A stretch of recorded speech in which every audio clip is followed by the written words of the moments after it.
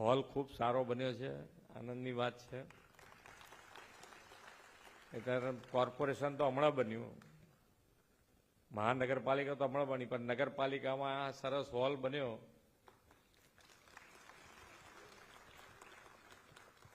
આપણે નજરથી જ આપણને એમ થાય કે ના, આવું કામ થવું જોઈએ. એટલે જે નવા કામો થઈ રહ્યા છે એ તો સારા થઈ જ રહ્યા છે. આજે બસ પોર્ટનું જે લોકાર્પણ કર્યું છે, બસ પોર્ટ જુઓ તો બી તમને એમ લાગે કે જે માન્ય વડાપ્રધાન શ્રીની કલ્પના હતી એવું જ પોર્ટ બન્યું છે. બસ પોર્ટ કે ભાઈ આમ બેઠા હોય તો સામાન્ય નાગરિકને એવું લાગે કે ના ભાઈ આપણે એરપોર્ટ ઉપર બેઠા હોય એવું ફીલ થાય એને.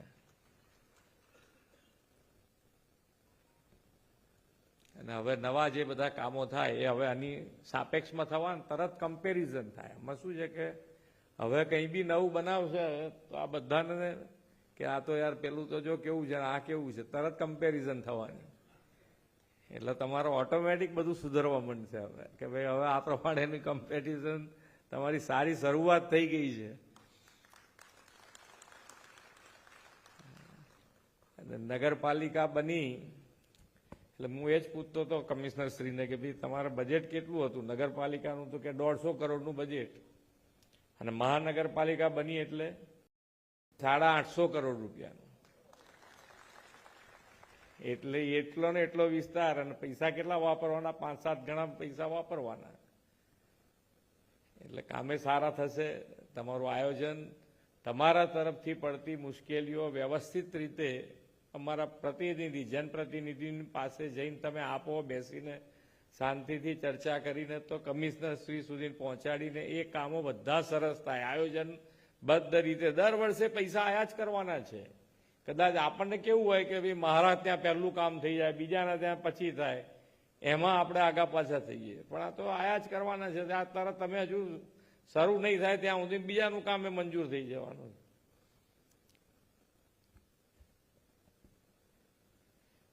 આજે નવસારી જિલ્લા અને મહાનગરપાલિકાના વિવિધ વિકાસલક્ષી યોજનાઓના લોકાર્પણ અને ખાતમુહૂર્ત પ્રસંગે આપણી સૌની સાથે મંચ ઉપર ઉપસ્થિત મારા સાથી મંત્રી શ્રી કનુભાઈ દેસાઈ, શ્રી નરેશભાઈ પટેલ, શ્રી પ્રવીણભાઈ માળી, નવસારી જિલ્લા પંચાયતના પ્રમુખ શ્રી પરેશભાઈ દેસાઈ, સાંસદ શ્રી ધવલભાઈ પટેલ, મારા સાથી ધારાસભ્ય શ્રી આરસી પટેલ, ભાજપ પ્રમુખ શ્રી ભુરાભાઈ શાહ, નવસારી જિલ્લા ભાજપ પ્રભારી શ્રી જનકભાઈ બગદાણાવાળા, ગુજરાત પ્રદેશ ભાજપ મંત્રી શ્રીમતી શીતલબેન સોની, પૂર્વ ધારાસભ્ય શ્રી પિયુષભાઈ દેસાઈ, શ્રી કરશનભાઈ પટેલ, નવસારી જિલ્લાના કલેક્ટર શ્રી સિપ્રા આગરે, કમિશનર શ્રી દેવ ચૌધરી, જિલ્લા વિકાસ અધિકારી શ્રી પુષ્પલતા, સર્વ અધિકારીગણ, નવસારી બસ પોર્ટ જેમણે બનાવ્યું છે એ અહીંયા હાજર છે, ડીઆર અગ્રવાલજી, આમંત્રિત સર્વે પ્રેસ મીડિયાના મિત્રો, સૌને મારા નમસ્કાર. આજે આપણા ખૂબ આનંદ અને ગૌરવનો દિવસ છે. સનાતન હિન્દુ સંસ્કૃતિ માટે આજે અત્યંત ગૌરવનો દિવસ છે કે આજે કરોડો લોકોના આરાધ્ય દેવ ભગવાન શ્રી રામચંદ્રજીના સીતા માતા સાથેના વિવાહનો આ દિવસ એટલે કે વિવાહ પંચમી તરીકે જે ઉજવાય છે, અને વિવાહ પંચમીના પવિત્ર દિવસે આજે વિશ્વ નેતા અને યશસ્વી વડાપ્રધાન શ્રી નરેન્દ્રભાઈ મોદીએ અયોધ્યામાં રામ મંદિર શિખર પર ધ્વજારોહણ કરાવ્યું છે. એક અર્થમાં ભવ્ય રામ મંદિર પર આ ધ્વજારોહણ સાથે રામલલ્લાના મંદિરનું નિર્માણ હવે સંપૂર્ણ પૂર્ણ થયું છે. વિવાહ પંચમીનો આવો ગૌરવપૂર્ણ દિવસ નવસારી માટે વિકાસ પંચમી બન્યો છે. નગરપાલિકા, નવસારી મહાનગરપાલિકાનો દરજ્જો મળ્યા પછી મારે પણ આજે પહેલી વાર આવવાનું થયું છે, ત્યારે સૌ નગરજનોને મહાનગરપાલિકા મળવા બદલ ખૂબ ખૂબ અભિનંદન પાઠવું છું.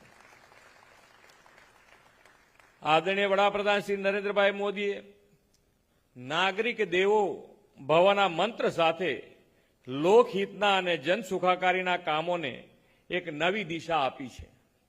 શ્રી મોદી સાહેબે નાણાંની એવી સુદૃઢ વ્યવસ્થા કરી છે કે વિકાસ કામો માટે પૈસાની કમી ક્યારેય નથી પડી. પાછલા 3 દિવસમાં મારો પ્રવાસ રહ્યો છે રાજકોટ પછી ભુજમાં, ભુજથી એટલે કચ્છ, અને કચ્છ પછી જામનગર, અને જામનગરથી આજે નવસારી. સલંગ 4 દિવસના 4 પ્રવાસમાં 3 દિવસમાં 1846 કરોડના, આજે નવસારીમાં 475 કરોડ રૂપિયાના વિકાસ કામોની ભેટ બધાને મળી છે. એટલે કુલ 2320 કરોડ રૂપિયા માત્ર 4 જ દિવસમાં આપણે વિકાસના લોકાર્પણ અને ખાતમુહૂર્ત કર્યા છે. વડાપ્રધાનશ્રીએ શહેરી વિસ્તારોના સુવિધાયુક્ત માળખાકીય વિકાસથી ઇઝ ઓફ લિવિંગ વધારવા છૂટા હાથે ગ્રાન્ટ ફાળવવાની દિશા અપનાવી છે. નવસારીને રાજ્ય સરકારે પાછલા 3 વર્ષમાં 306 કરોડ રૂપિયાની ગ્રાન્ટ આપી છે. એક સમયે નગરપાલિકાના બજેટ માંડ 2-5 લાખના, અને એવો હાઈ સ્પીડ વિકાસ થયો છે હવે કે નગરપાલિકાનું બજેટ આ વખતે 847 કરોડ રૂપિયાનું. આજે આ કાર્યક્રમમાં આવતા પહેલા નવસારીના નવા બસ સ્પોટનું લોકાર્પણ કરવાની પણ મને તક મળી છે. શ્રી મોદી સાહેબે કોઈ પણ સેવા સુવિધામાં નાનામાં નાના માનવીને સગવડનો ખ્યાલ રાખ્યો છે, તેનું ઉત્તમ ઉદાહરણ આ બસ સ્પોટ છે. તેમણે કહેલું કે બસ મથકો એવા અદ્યતન સુવિધાવાળા shopping mall, theatre, banquet hall સાથે બનાવવાના છે કે સામાન્ય માનવીને એરપોર્ટ પર બેઠા હોય એવું ફીલ આવે. તેમણે તેમના દિશાદર્શનમાં રાજ્યમાં 15 બસ સ્પોટ બનાવવાના છીએ, તેમાંનું નવસારી આજે 13મું બસ સ્પોટનું આજે લોકાર્પણ થયું છે. પૂજ્ય બાપુએ સાબરમતી આશ્રમથી દાંડી સુધીની કૂચ કરીને આ જિલ્લાના દાંડીના દરિયા કિનારેથી ચપટી મીઠું ઉપાડીને બ્રિટિશરો સામે આંદોલન જગાવેલું. આપણી એ વિરાસત અને ઇતિહાસને વડાપ્રધાન શ્રી મોદી સાહેબે વિરાસત બી વિકાસ બી સાથે અનોખું સન્માન આપ્યું છે. દાંડી કૂચના પદયાત્રીઓની સ્મૃતિમાં નેશનલ સોલ્ટ મેમોરિયલ દાંડીમાં તેમની પ્રેરણાથી નિર્માણ થયું છે. વડાપ્રધાનશ્રીએ દક્ષિણ ગુજરાતમાં ટેક્સટાઇલ અને કાપડ ઉદ્યોગને પણ સમય અનુરૂપ વિકાસની દિશા આપતા નવસારીમાં પીએમ મિત્રા પાર્કનું નિર્માણ શરૂ કરાવ્યું છે. વડાપ્રધાનશ્રીએ આપેલા સ્વચ્છ અને કેચ ધ રેન અભિયાનને પણ નવસારીએ સુપેરે સાકાર કર્યું છે. નવસારી મહાનગરપાલિકાએ સ્વચ્છતા સર્વેક્ષણમાં નવી મહાનગરપાલિકા તરીકે સારો દેખાવ કર્યો છે. એમાં રાજ્યમાં 10મા ક્રમે છે અને દેશમાં 41મા ક્રમે છે. એ લોકોને પણ હું ખૂબ અભિનંદન પાઠવું છું. વડાપ્રધાનશ્રીએ વરસાદી પાણીના સંચય અને ટીપે ટીપાના સદુપયોગ માટે કેચ ધ રેન અભિયાન આદર્યું છે, અને એ જળ જનભાગીદારીને મોટા પ્રમાણમાં જોડીને નવસારીએ રાષ્ટ્રીય જળ પુરસ્કારમાં વેસ્ટર્ન ઝોનમાં ટોપ 10માં સ્થાન મેળવ્યું છે. આ 2 સિદ્ધિઓ માટે પણ ખૂબ ખૂબ અભિનંદન પાઠવું છું. અહીંયા તો આપણા સાંસદ CR પાટીલજી પણ આ કેચ ધ રેન, જે માન્ય વડાપ્રધાનશ્રીનો ભવિષ્યલક્ષી જેને કહેવાય, કે જેને આપણે કહીએ છીએ કે એમનું દ્રષ્ટિવંત નેતૃત્વ છે, કે આજે જે પાણી આપણે વાપરી રહ્યા છે એ તો આપણે વાપરીએ, આપણને જરૂરિયાત પૂરતું 100% પાણી વાપરવું જોઈએ, પણ ભવિષ્યનો પણ એટલો વિચાર કરવા માટે આજથી જ કેચ ધ રેન અંતર્ગત આખા દેશમાં આ મુહિમ ઉપાડી છે.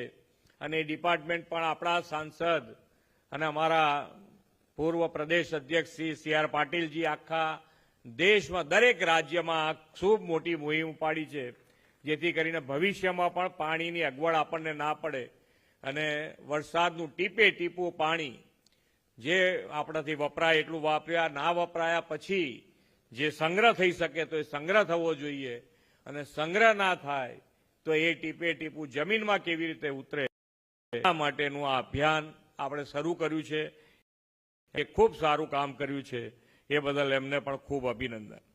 વડાપ્રધાન શ્રી નરેન્દ્રભાઈ મોદીના નેતૃત્વમાં રાજ્યમાં થયેલા ઉદ્યોગોના કારણે શહેરો આર્થિક ગતિવિધિના મોટા કેન્દ્રો બની રહ્યા છે.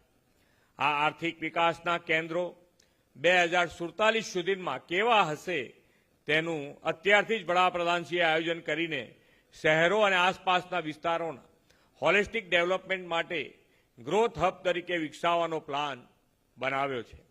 આ માટે સૌથી પહેલા સુરત ઇકોનોમિકલ રિજિયનલનો ઇકોનોમિક ડેવલપમેન્ટ પ્લાન તૈયાર કર્યો છે.